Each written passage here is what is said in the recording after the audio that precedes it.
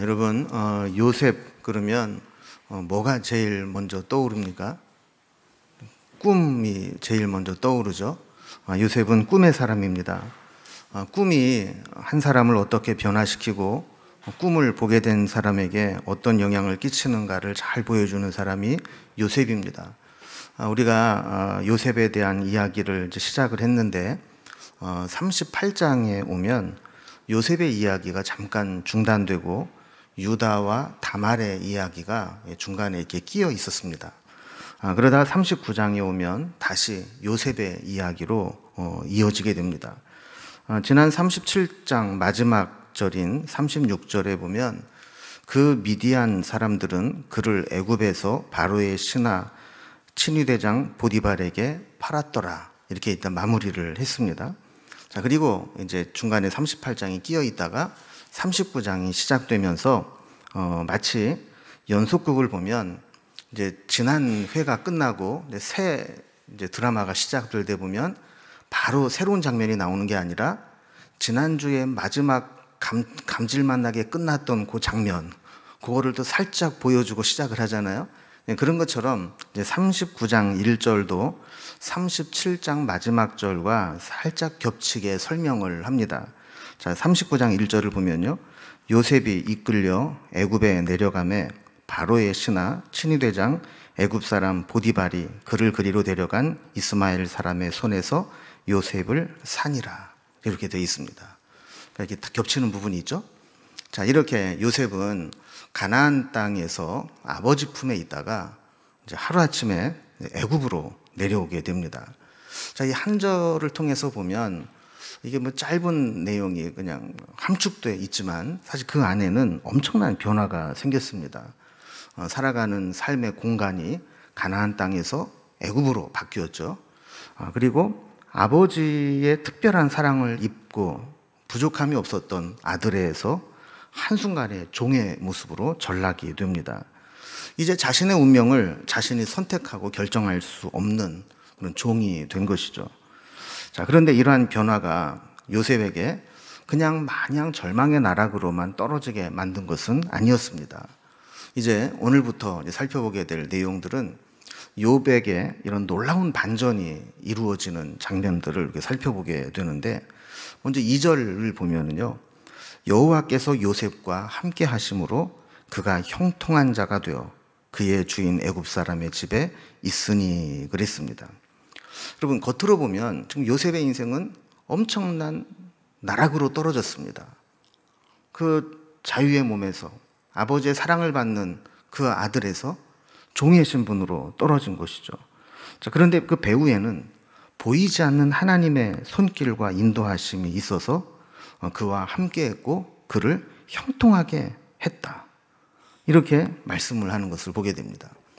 이 형통에 대한 내용은 우리가 다음 주에 조금 더 살펴보기로 하고, 자, 이렇게 요셉이 하나님과 함께했고 형통한 사람이 되었을 때 요셉을 사온 그 주인의 집이 복을 받습니다. 그리고 놀라운 변화가 생깁니다. 3절 말씀을 보면요, 그의 주인이 여호와께서 그와 함께 하심을 보며 또 여호와께서 그의 범사에 형통케 하심을 보았더라 그랬습니다.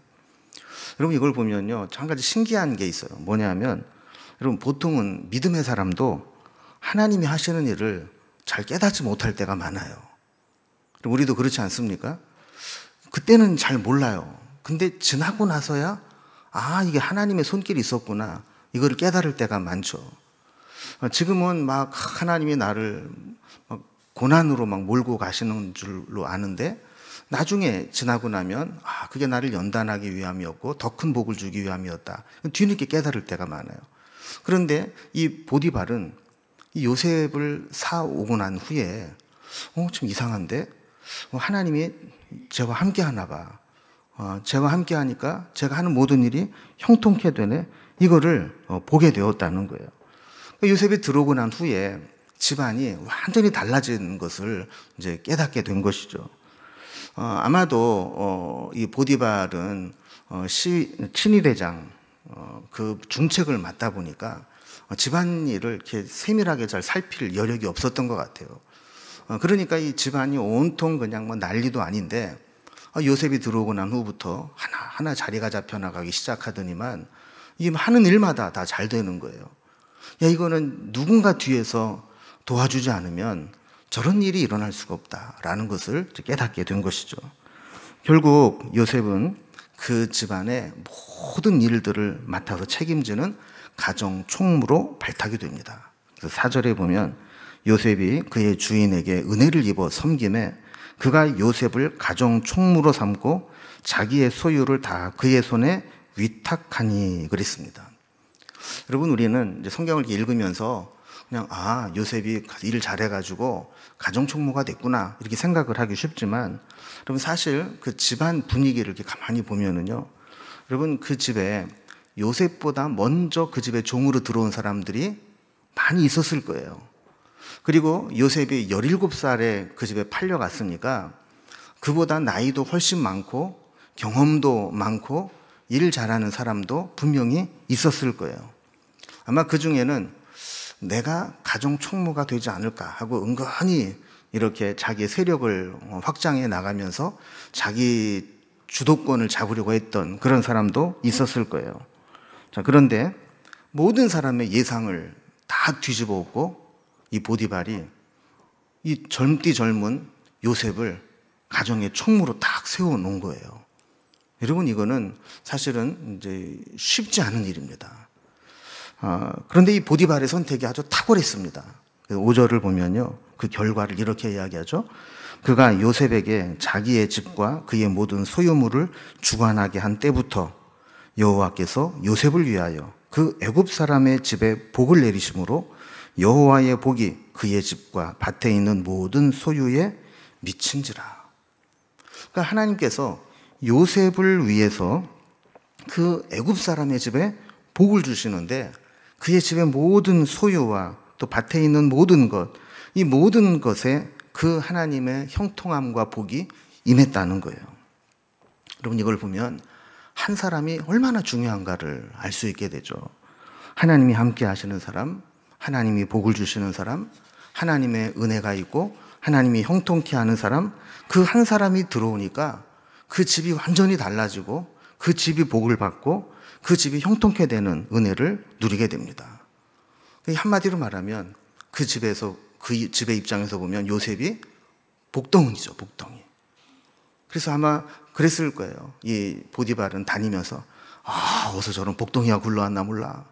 내가 노예시장에서 노예를 하나 사왔는데 그놈 들어오고 난 다음부터 집안이 달라졌어. 막 이런 이제 칭찬을 하고 다녔을 거예요. 결국 보디발은 집안에 있는 모든 일을 요셉에게 다 맡겨버립니다. 그래서 6절에 보면 주인이 그의 소유를 다 요셉의 손에 위탁하고 자기가 먹는 음식 외에는 간섭하지 아니하였더라.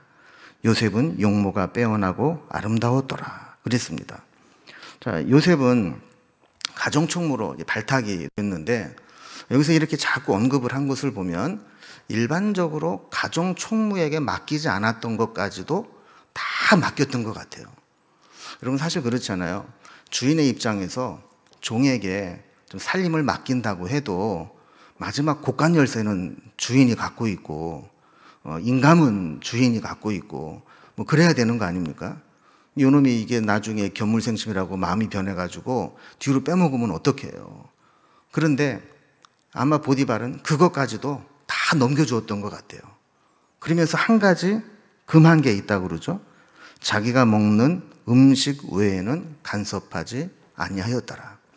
여러분, 여기에서 자기가 먹는 음식을 간섭하지 않았다는 것은 단순히 어떤 음식물 관리는 못하게 했다, 이런 의미가 아니라 주인과 종의 관계만 인식하고 살으라는 거예요.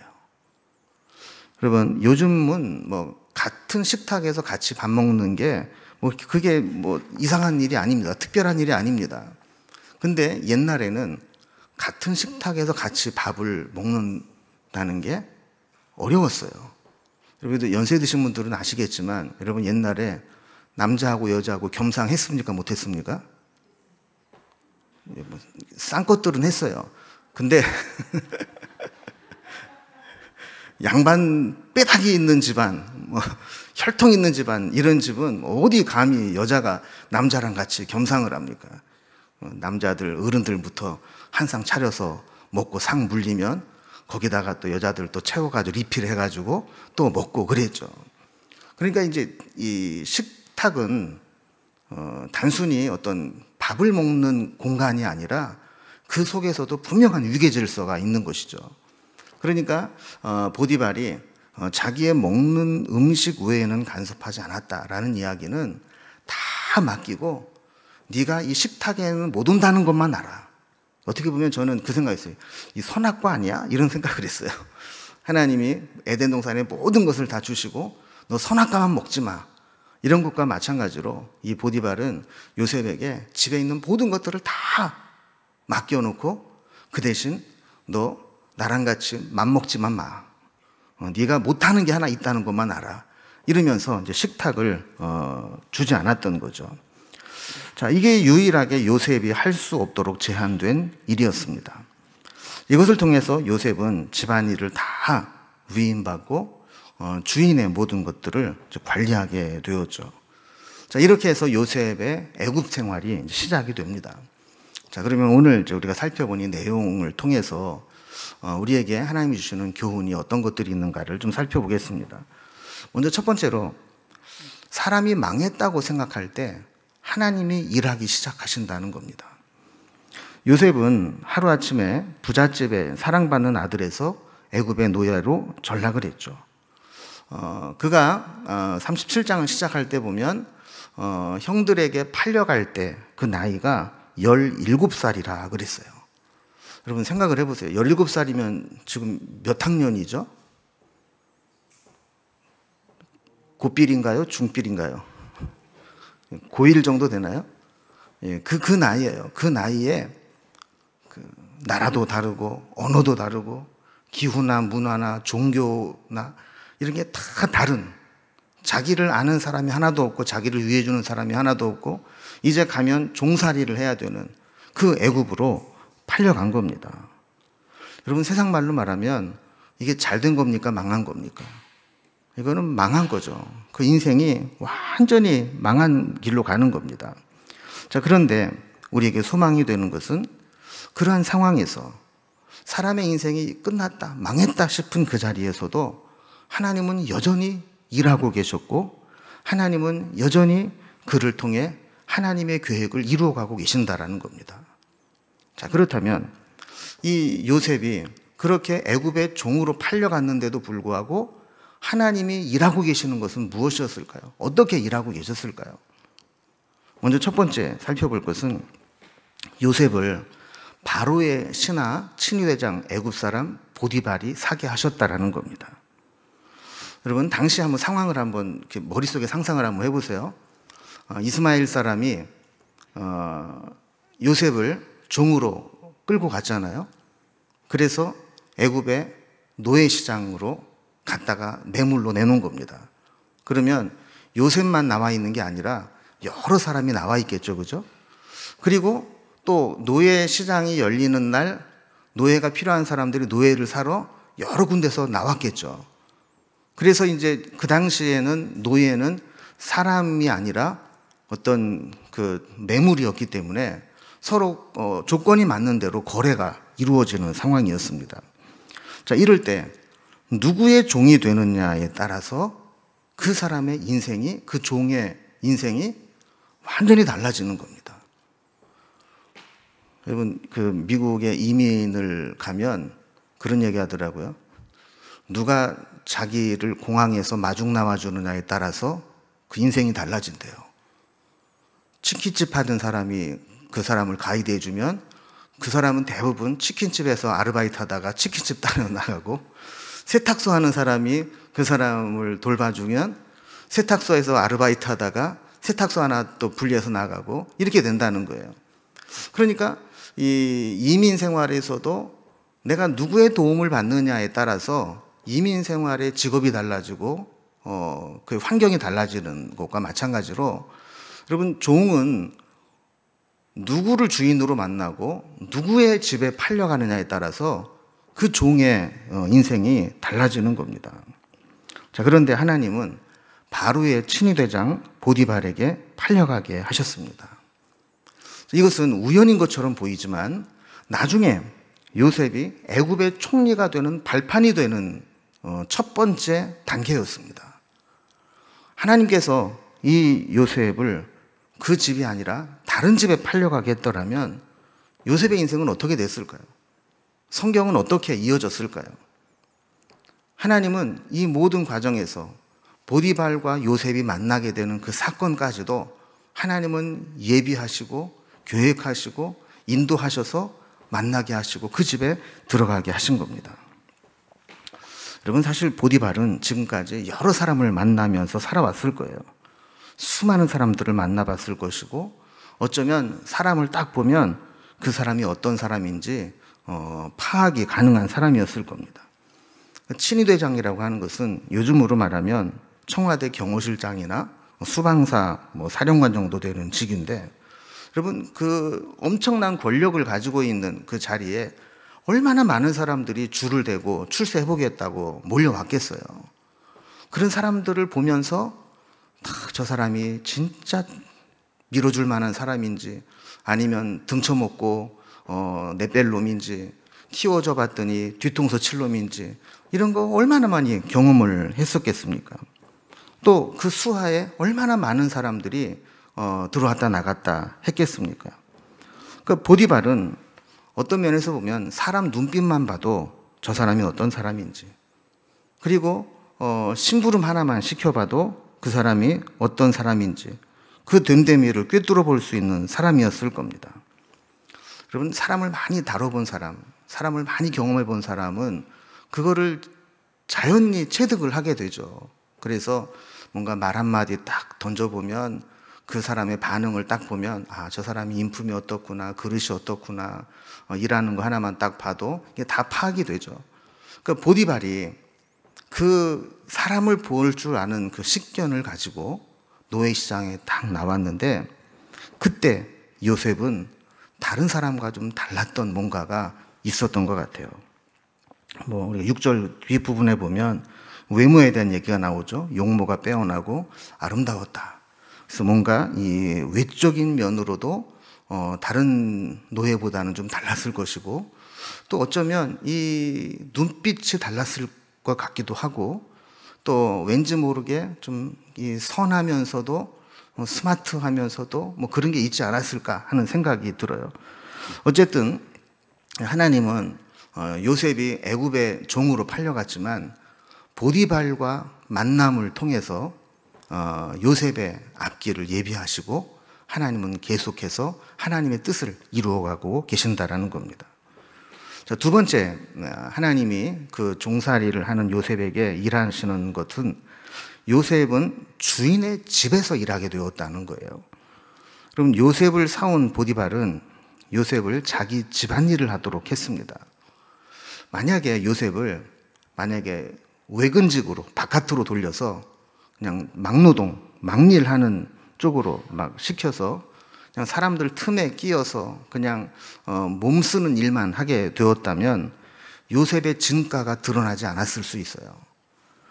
그런데 집안일을 하게 되면서 늘 가까이에서 볼 수 있는 기회가 생긴 것이죠.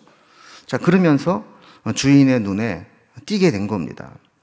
그리고 여기 보디발의 집에서 그 집을 관리하는 그 일을 맡게 되면서 아마 요셉은 그 친위대장이라는 게 왕을 직접 모시고 또 영접하는 그런 사람 아니에요? 그러니까 그런 일을 하면서 애굽의 법도와 전통과 조직과 또 집안의 관리 체계와 이런 것들을 아마 잘 배우는 기회가 되었을 겁니다. 그러니까 이 보디발의 집에 팔려간 게 그냥 성경에는 한 줄로 딱 되어 있으니까 어쩌다 그렇게 됐네? 라고 생각할 수 있지만 사실은 그게 아니고 하나님께서 그 모든 과정 가운데서도 철저하게 계획하고 계신다는 겁니다. 자, 이것은 하나님이 개입하시고 일하신 시작에 불과했습니다. 앞으로 우리는 이 요셉의 인생을 쭉 살펴보면서 어떻게 하나님이 요셉을 통해 일하고 계시고 요셉의 삶에 개입하시는가를 살펴보게 될 것입니다. 세 번째로 한 가지 분명한 게 있는 게 뭐냐면 요셉이 요셉 될 수 있었던 이유는 하나님이 그와 함께 하셨다라는 겁니다. 이게 뭐 어떤 큰 사건이 아니라 그냥 요셉과 늘 함께 하셨다는 거예요. 하나님이 개입하시고 역사하시는 모든 과정 속에 보면 공통적으로 나오는 말이 뭐냐면 하나님이 요셉과 함께 하셨다라는 거예요. 그리고 하나님이 함께 하시게 될 때 요셉이 형통하게 되었다라는 거예요. 그럼 2절 말씀 다시 보면 여호와께서 요셉과 함께 하심으로 그가 형통한 자가 되어 그의 주인 애굽 사람의 집에 있으니, 하나님이 함께 하셨고 그 함께 하심이 형통케 됨으로 나타나게 되었다라는 것이죠. 여러분, 요셉은 하나님이 자기와 함께하고 계심을 깨닫기 시작했고 그로 인해서 자신의 삶이 형통케 되어가고 있음을 발견하고 있습니다. 여러분은 어떻습니까? 여러분의 인생 지금 살아가고 있는 가운데 하나님이 함께하고 계심을 느끼십니까? 그리고 하나님이 함께 하시기 때문에 나는 지금 형통해, 이런 고백을 할 수 있습니까? 아니야, 나는 지금 욥과 같이, 지금 새벽에 욥기 살펴보는 것과 같이 지금 막 고난의 심연에 지금 빠져 있어. 그렇습니까? 지금 이제 요셉은 그의 삶 가운데 겉으로 나타나기에는 욥의 고난과 같죠. 애굽의 종으로 팔려가서 좀 종살이를 시작하는데, 그런데 요셉이 한 가지 하나님의 은혜를 깨달은 것은 뭐냐면, 이 가운데에도 하나님이 나와 함께 하시는구나. 그리고 내가 처한 이 상황 속에서 하나님 나와 함께 하시니까 형통케 되는구나. 이거를 깨닫기 시작했다라는 겁니다. 여러분, 하나님이 우리와 함께 하심이 복입니다. 그리고 하나님이 우리와 함께 하심을 아는 것이 은혜입니다. 하나님이 함께하고 계신다는 것을 인식하고 살아가는 사람은 살아가는 자세가 다를 수밖에 없습니다. 세상적인 신분으로는 종으로 살아가지만 그러나 그가 살아가는 모습은 주인처럼 권세 있게 살아가게 되는 것입니다. 저는 우리에게 요셉이 만난 하나님, 그 절망스러운 상황 가운데 하나님이 함께하고 계시고 형통케 해주시는 그 하나님의 은혜를 우리 모두가 체험하고 느끼고 살아갈 수 있기를 바랍니다. 자, 크게 두 번째로 오늘 본문이 우리에게 주시는 교훈은 요셉이 하나님의 사람으로 훈련되어 가고 있다라는 겁니다.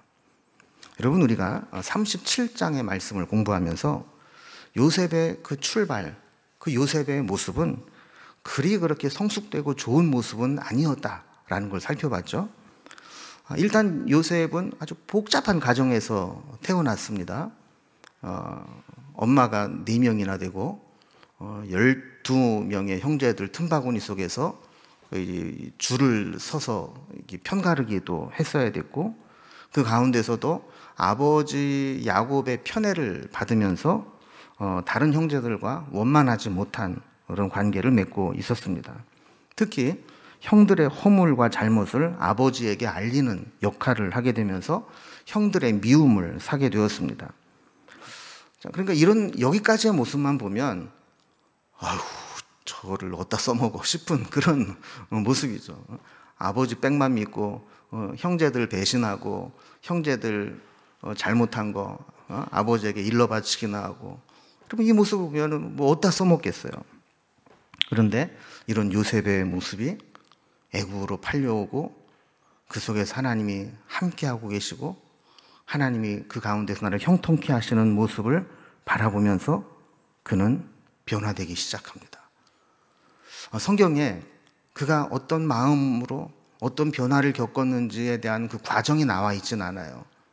그러나 37장과 39장을 보면 그 요셉이 이 요셉 맞나 싶을 정도로 완전히 다른 그런 요셉의 모습을 보여주고 있습니다. 어떻게 이게 가능한가? 그 과정 속에서 뭔가 그가 하나님의 함께 하심을 체험하면서 그에게 어떤 변화가 일어나고 있었다라는 것이죠. 여러분, 요셉의 인생에 가장 결정적인 영향을 끼쳤던 것은 꿈이죠. 그런데 현실은 꿈과 정반대로 나타났죠. 그가 고민이 됐을 겁니다. 요셉이 꾼 꿈은 사실 엄청난 꿈입니다. 쟁쟁한 그 형들이 다 자기한테 엎드려 절하게 되고, 심지어는 해와 달로 표현된 부모님마저도 자기 앞에 나와서 굴복하고 절하게 되는 그 꿈이었습니다. 아마 요셉은 그 꿈이 하나님이 나에게 주신 꿈이다라는 것을 깨달았을 때 내 꿈이 어떻게 실현될 것인가에 대한 기대를 가졌을지 모릅니다. 그런데 결과를 보면 꿈과 정반대로 나타나고 있습니다. 형들이 자기에게 절하기는커녕 자기를 미워하고, 아버지 심부름으로 형들에게 위문 공연을 갔는데 저놈 죽이자 그래서 그 이야기를 들으면서 죽을 고비를 넘기고 큰 구덩이에 빠졌다가 겨우 살려나와서는 종으로 팔려갑니다. 여러분, 그럴 때 이 요셉이 어떤 생각을 했을까요? 요셉이 종으로 끌려갈 때 어떻게 끌려갔을까요? 아마도 도망가지 못하도록 팔을 줄로 묶고 그 끈을 매서 짐승 끌고 가듯이 끌고 가지 않았겠습니까? 그런데 그렇게 끌려서 몇 날 며칠을, 몇십 일을 걸어서 애굽까지 끌려가게 되는데, 그러면서 요셉은 어떤 생각을 했을까요? 도대체 내가 꾼 꿈은 무엇란 말인가? 하나님이 나에게 두 번이나 분명하게 보여주신 그 꿈, 그게 도대체 나와 무슨 관계가 있단 말인가? 괜히 꿈 얘기 잘못했다가 미움만 사고, 이렇게 내가 종이 되어서 끌려가고 앞으로 어떻게 될지 모르는 그런 상황 가운데 있을 때, 정말 나는 이제 앞으로 어떻게 될 것인가? 내 인생은 이렇게 끝나는 것인가? 그 꿈이 그냥 일장춘몽으로 끝나는 것인가? 이런 깊은 회의와 절망에 빠졌을 수 있습니다. 그런데 아까 살펴본 것과 같이 이런 상황 가운데 있으면서 그는 하나님이 나와 함께하고 계시고 내 인생 가운데 하나님이 개입하실 것이라는 것을 확신하기 시작했을 겁니다. 니체가 한 말 중에 나를 죽이지 못하는 고난은 나를 더 강하게 만든다 라는 말이 있습니다. 나를 멸망시키지 못하고 나를 파멸로 몰고 가지 못하는 그런 고난은 내가 그것을 감당할 수만 있다면, 이겨낼 수만 있다면 오히려 나를 더 강하게 만드는 요인이 된다라는 말입니다. 절망스러운 상황 가운데서 요셉은 그 하나님의 함께 하심을 느끼고 체험하고 하나님이 부으시는 은혜를 겪으면서 그의 믿음이 성장하기 시작했고 바뀔 수 있었다는 것입니다. 여러분, 우리도 때로 시험을 당하고 고난을 당하고 어려움을 만나게 될 수 있지만 그것이 우리를 절망의 나락으로 빠뜨리는 것이 아니라 영적으로 성장하게 만들고 더 믿음을 굳건하게 만드는 계기가 될 수 있기를 바랍니다. 자, 그렇다면 이 요셉이 어떤 훈련 과정을 겪었을까요? 요셉이 훈련되어져 가는 모습을 몇 가지로 좀 정리를 해보면요. 먼저 첫 번째로 요셉은 늘 하나님이 함께 하신다는 사실, 하나님이 함께 하신다는 훈련을 했습니다. 여러분, 우리가 흔히 이제 영성이라는 말을 많이 하지 않습니까? 근데 영성이 뭘까? 제가 대학원 석사 과정을 할 때 영성에 관심이 많아서 영성에 대한 과목들을 듣고 또 영성 쪽으로 논문을 썼는데, 영성이라는 개념이 생각보다 상당히 포괄적입니다. 기독교에서만 쓰는 개념도 아니고 어떤 뭐 정신세계 뭐 이런 것도 있지만, 제가 느끼고 제 나름대로 정의를 내려봐라 한다면 영성은 하나님이 함께 하심을 믿고 하나님이 함께 하심을 늘 인식하고 살아가는 게 영성입니다. 그러니까 누가 영성이 좋은 사람이냐? 하나님이 함께 하심을 인식하고 느끼고 살아가는 사람. 그게 영성이 좋은 사람, 깊은 사람입니다. 그러니까 영성의 핵심은 하나님과 함께 하는 것입니다. 우리가 무슨 일을 하든 어떤 행동을 하든 어떤 선택과 결정을 내리든 어떤 말을 하든 철저하게 하나님을 인식하고 하나님이 함께 하심을 느끼면서 살아가는 것, 그것이 영성입니다. 하나님은 절망 가운데 나락으로 빠져드는 요셉을 찾아오셔서 끊임없이 그에게 내가 너와 함께하고 있다는 사실을 보여주셨을 것입니다. 요셉은 이런 하나님의 임재, 하나님의 함께하심을 거부하지 않고 하나님과 함께하는 훈련을 쌓아왔던 것입니다. 우리가 흔히 코람데오라고 불리는 하나님 앞에서 이런 신전의식, 늘 하나님 앞에 서 있다라고 하는 그 마음을 가지고 살아가는 훈련을 했던 것이죠. 두 번째 요셉의 훈련은 있는 자리에서 최선을 다하는 성실함의 훈련이었습니다. 요셉은 있는 자리에서 최선을 다했습니다. 하나님의 사람은 자신의 어떤 위치, 어떤 자리, 어떤 상황에 있든지 항상 성실함의 훈련을 해야 합니다. 많은 사람들이 자신이 원하지 않는 상황에 처하게 되면 낙심합니다. 자신이 생각하는 것과 다른 결과가 나타나면 포기해버립니다. 사람은 환경이 중요하고 지위나 포지션을 중요하게 여기지만 믿음의 사람들에게는 그게 중요한 게 아니라 하나님이 맡겨준 자리에서 최선을 다하는 것이 중요합니다. 여러분, 제가 이제 지방에 있을 때 주변에 있는 목사님들을 보면서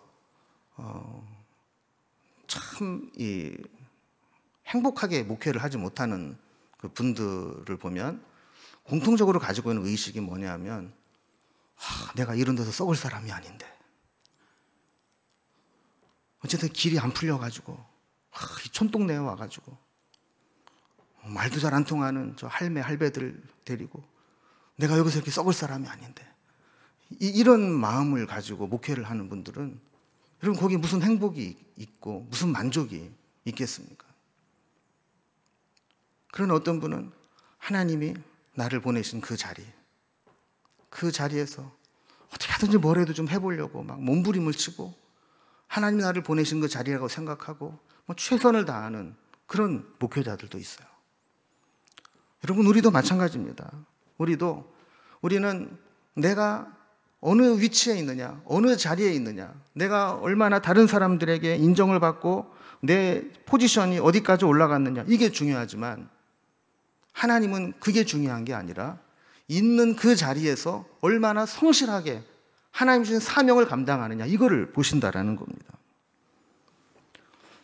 여러분, 우리도 요셉과 같이 내리막길을 갈 때가 있습니다. 그런데 문제는 그 내리막 끝에 완전히 절망의 나락으로 가라앉아 버릴 것이냐, 아니면 바닥을 치고 다시 올라갈 것이냐, 이게 중요한 것이죠. 여러분, 욥의 상황을 한번 생각해 보세요.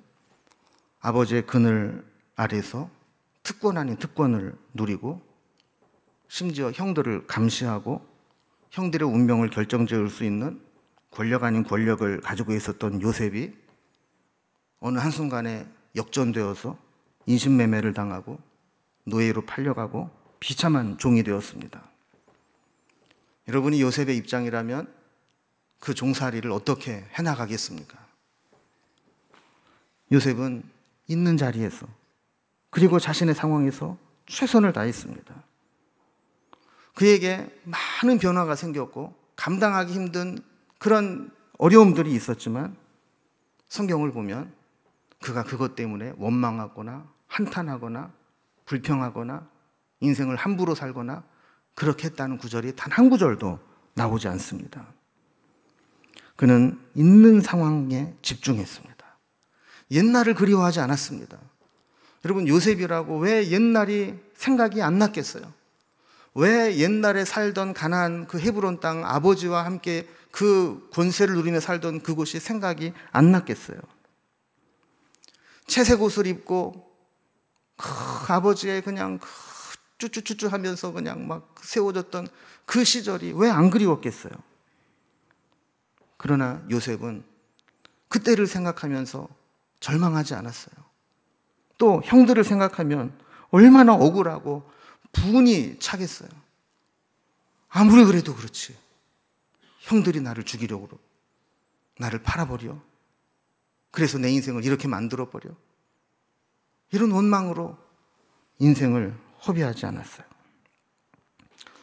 여러분, 많은 사람들이 상처받았다고 하면서 쓸데없는 감정으로 자신의 인생을 허비하는 경우가 많습니다. 그러나 하나님의 쓰시는 사람들은 공통점이 뭐냐면 그 상처 때문에 감정으로 인생을 허비하지 않습니다.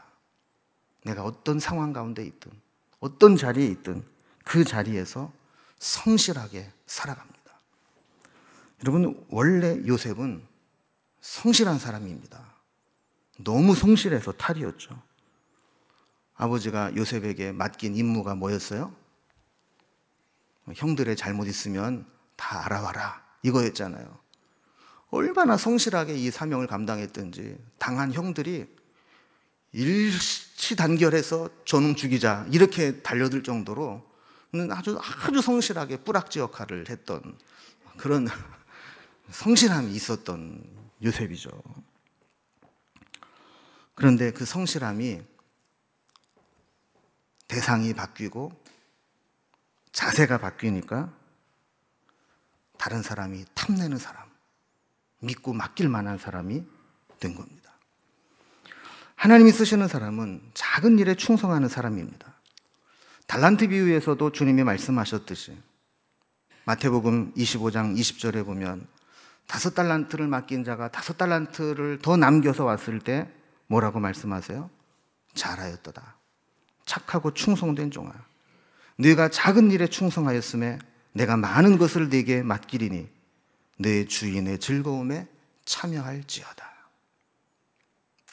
주님은 작은 일을 맡겨보시고 그 작은 일을 어떻게 감당하느냐를 보시고 큰 일을 맡기시는 겁니다. 이 말씀이 요셉을 통해서 증명이 되잖아요. 보디발의 집에 종으로 팔려갔는데 종이지만 주인처럼 성실하게 하니까 가정의 총무로 세웁니다. 주인 아줌마 모함을 받아서 감옥에 갇히게 되지만 감옥에 그 억울한 누명을 쓰고 감옥에 가서도 얼마나 열심히 하는지 간수장의 은혜를 입었다 그래요. 그래서 옥중 죄수와 재반 사무를 처리하는 감옥의 총무가 됩니다. 한 집안과는 비교할 수 없을 정도로, 물론 감옥에 가긴 했지만 훨씬 큰 일을 맡긴 거죠.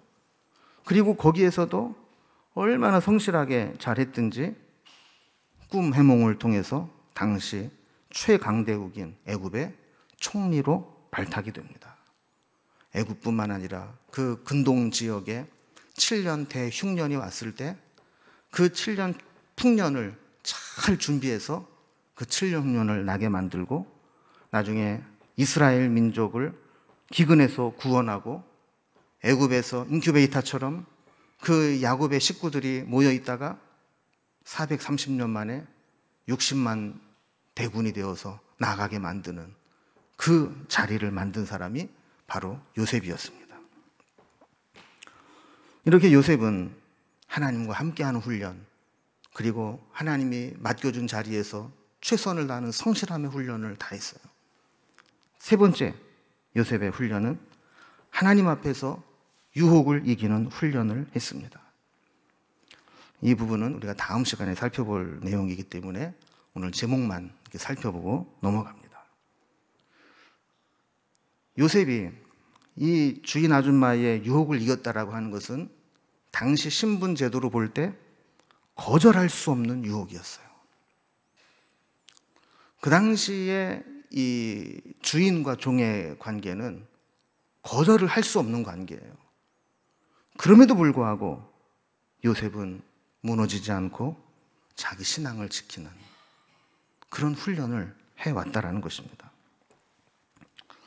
여기서 우리는 한 가지 이런 자신과의 훈련을, 하나님 앞의 훈련을 철저히 하게 될 때 한 가지 독특하게 드러난 장면이 나옵니다. 그게 뭐냐면 그 모습을 누군가는 지켜보고 있다는 것입니다. 오늘 말씀 3절에 보면 반복되는 단어가 하나 나옵니다. 그의 주인이 여호와께서 그와 함께 하심을 보며 또 여호와께서 그의 범사에 형통케 하심을 보았더라. 우리 목사님들이 친절하게 핵심 단어의 색깔을 빨간색으로 탁 칠해놨어요. 물어보려고 그랬는데, 여러분 여기에서 지금 반복되는 단어가 뭐예요? 보았다라는 거예요. 요셉은 종살이를 하면서도 그 자리를 하나님이 나를 보내신 자리라고 믿고 최선을 다했는데, 그것을 그 주인 보디발이 지켜보고 있었다라는 거예요. 그리고 저놈 특별한 놈이다. 하나님이 함께 하시는 놈이다. 그리고 하나님이 함께 하시니까 형통케 되는 놈이다. 이거를 보았다는 겁니다. 여러분, 우리는 왜 사람들이 나를 안 알아주지? 왜 내가 이렇게 높아지지 못하지? 이렇게 생각을 하는데, 여러분, 우리가 성실하게 하나님 앞에 바로 서 있으면 안 보는 것 같아도 사람들은 다 지켜보고 있습니다. 그리고 때가 되면 그를 높여주고 인정해 줍니다. 그리고 보디발은 그 요셉에게 모든 것을 다 위탁해 주었습니다. 저는 이걸 보면서 그런 생각을 했습니다. 여러분, 우리는 교회 안에 우리끼리 있으니까 잘 모르지만 세상에 믿지 않는 사람들이 교회를 지켜보고 있다는 것입니다. 저들이 안 믿는 사람과 뭐가 다를까? 믿는다고 매주마다 저렇게 모이고, 거기에서 또 그냥 얌전히나 모이는 게 아니라 코로나도 퍼뜨리고 이러면서 모이면서, 도대체 저 집단이 이 사회에 유익한 모임인가, 해로운 모임인가? 저렇게 열심을 내고 모이는 사람들이 세상과 뭐 다른 게 있는가, 아니면 우리랑 똑같은가? 이런 것들을 지켜보고 있다는 거예요. 여러분, 저는 우리 교인들에게는 제가 조금만 신경 쓰면 좋은 목사야, 이런 소문 들을 수 있어요. 그런데 제가 진짜 하고 싶은 건 뭐냐면, 이 동네 사람들이 저 사람 진짜 목사야, 이렇게 말하는 거를 듣고 싶어요. 근데 동네 사람을 만날 일이 별로 없어가지고 제가 그럴 기회는 없는데, 어쨌든 2년 전에 온 그 목사는 좀 진짜 같아, 이런 소리를 들었으면 좋겠어요. 우리 교회 성도님들도 마찬가지입니다. 뭐 우리끼리 뭐 목사님, 장로님, 권사님, 집사님, 무슨 소용이 있어요? 세상 사람들이 볼 때 저 장로 진짜 장로야, 저 권사 진짜 권사야, 저 집사 딴 데는 잡사인데 저 교회는 진짜 집사야, 찐이야, 찐. 여러분, 이렇게 평가를 받아야 이게 진짜 아니겠습니까? 어떤 일이 있을 때 세상 사람들이 저 사람한테 맡기면 돼, 저 사람 예수 믿는데, 저 사람 명륜중앙교회 다니는데 그러니까 믿고 맡겨도 돼, 이렇게 돼야 된다라는 겁니다. 하나님은 우리가 잘 나갈 때나 내리막길로 곤두박질 칠 때나 그 속에서 우리가 어떻게 살아가는가를 지켜보고 계십니다. 사람에게 인정받는 것보다, 평가받는 것보다 더 중요한 것은 사실 하나님께 인정받는 것이죠. 하나님은 됐다, 저 정도면 됐다 싶으면 그때 우리를 사용하시고 그때 우리를 들어주실 줄로 믿습니다. 처음에 요셉이 꿈을 꾸고 그 꿈을 품고 살아갔지만 현실은 꿈과 정반대로 흘러갔습니다. 그러나 그 깊은 고난의 심연 속에서 하나님은 끊임없이 요셉을 만나주셨고, 요셉과 함께 하셨고, 요셉과 함께 하심을 알게 하셨고, 느끼게 하셨고, 그래서 그 자리에서 하나님이 형통케 하심을 보여주셨고, 그로 인해서 요셉은 하나님의 사람으로 준비되어 갔던 것입니다. 저는 우리도 요셉과 같이 매일매일의 삶 속에서 하나님의 말씀이 들려지고 하나님의 함께 하심이 느껴지고 하나님 함께 하심으로 인해서 내 삶이 형통케 됨을 고백할 수 있고, 그래서 하나님의 사람으로 조금씩 성장하고, 하나님이 정말 우리를 멋지게 한번 사용하시고, 우리의 자녀들이 하나님 앞에 정말 귀하게 쓰임받는 그러한 삶으로 살다가 우리 주님을 만날 수 있는 그런 공동체가 되기를 주님의 이름으로 기원합니다. 기도하겠습니다.